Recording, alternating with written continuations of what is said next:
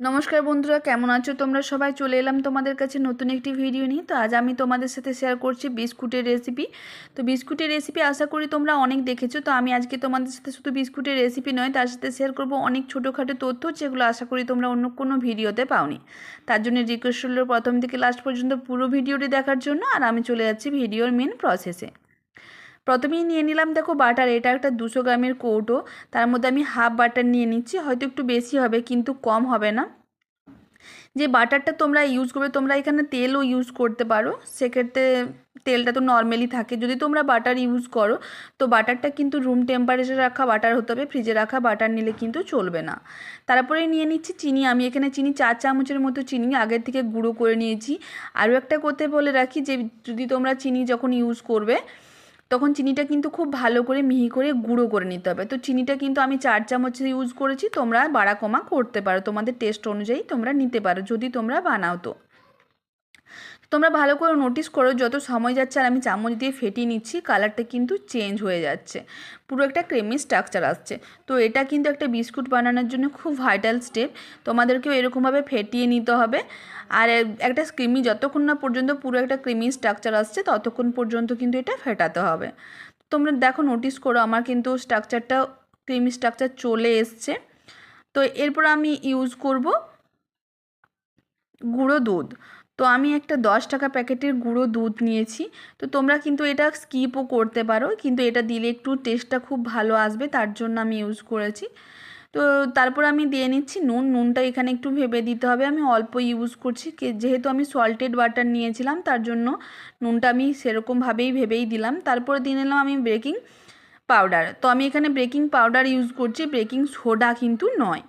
আমি এরপর ইউজ করছি আমি আটাটা নিয়েছি 1 কাপের মতো। তো তোমরা এখানে ময়দাও ইউজ করতে পারো। তো সেক্ষেত্রে একটাই প্রবলেম হবে, মানে সে প্রবলেম বলতে আটা ইউজ করলে জিনিসটা হেলদি হবে, আর আটা ইউজ করলে স্টিকি ভাবটা একটু কম হবে, আর ময়দা ইউজ করলে স্টিকি ভাবটা কিন্তু ভালো হবে। আর সেক্ষেত্রে তোমাদের বিস্কুটটা বানাতেও সুবিধা হবে। তো দেখো, আমি যতটা পারলাম চামচ দিয়ে মিশিয়ে নিলাম। তারপর আমি হাত ইউজ করব, কারণ হাত কিন্তু এক্ষেত্রে লাগাতেই হবে। হাত দিয়ে মেখে নেওয়ার পর একটা ভালো করে ডো তৈরি করে নেবো। এক্ষেত্রে কিন্তু জল কিংবা কোনো মিল্ক কিন্তু ইউজ করা যাবে না, কারণ এটা পুরো নর্মালি এরকমভাবেই কিন্তু ডোটা তৈরি করে নিতে হবে। দেখো, আমার হাতের মধ্যে বাটার লেগেছিলো, সেটা আমি প্লেটের মধ্যে লাগিয়ে নিলাম। প্লেটের মধ্যে আমার এক্সট্রা কোনো আর বাটার ইউজ করলাম না। এরপর অল্প একটু ডো নিয়ে এরকম ফ্ল্যাট করে একটা ফ্ল্যাট শেপ দিয়ে নিচ্ছি। দেখো, সাইডগুলো হালকা ফেটে আছে, যেহেতু আমি আটা দিয়ে বানিয়েছি সেই ক্ষেত্রে এই প্রবলেমটা হচ্ছে। যদি ময়দা দিয়ে বানাতাম এই প্রবলেমটা হতো না। তো এটা কিন্তু বিশেষ কিছু প্রবলেম তৈরি করবে না, ফাটা জায়গাগুলো হাত দিয়ে একটু রিকভার করে দিলেই কিন্তু হবে। এরপর একটা চামচ দিয়ে আমি এরকম শেপ নিয়ে দিচ্ছি। তোমরা যদি বানাও যে কোনো শেপ তোমরা দিয়ে নিতে পারো, এটা জাস্ট একটা সৌন্দর্যের জন্য। তো দেখো, এরপর আমি আরেকটা বানিয়েও তোমাদেরকে দেখাচ্ছি। তো বন্ধুরা, তোমরা যদি এরকমভাবে বিস্কিট বানিয়ে নাও তো বাচ্চারাও তো খেতে খুব পছন্দ করবে। জাস্ট একটা ওদেরকে টিফিন বক্সে, যদি স্কুলে টিফিন বক্সের সাথেও একটা করে দিতে পারো, সেটাও মানে ওদের খেতে খুব ভালো লাগবে। তো দেখো, আরেকটাও আমি এরকমভাবে বানিয়ে নিচ্ছি। তো আমি রিকোয়েস্ট করব তোমরা একবার বাড়িতে বানিয়ে দেখো, দারুণ টেস্ট হয়, খেতেও ভালো হয়, আর বাচ্চা থেকে বড় সবাই কিন্তু খুব ভালোবাসবে।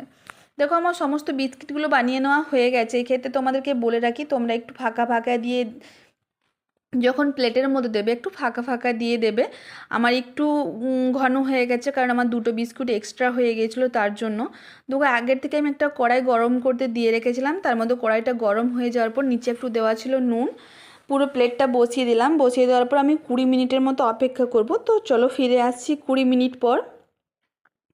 তো 20 মিনিট পর আমি যখন ঢাকাটা খুলে নিলাম, দেখো আমি যেটা বললাম, যে যখন ফেপেছে বিস্কুটটা, তো আমার একটা আরেকটার সাথে মিশে গেছে, এর জন্য শেপটা একটু গোলমাল হয়েছে।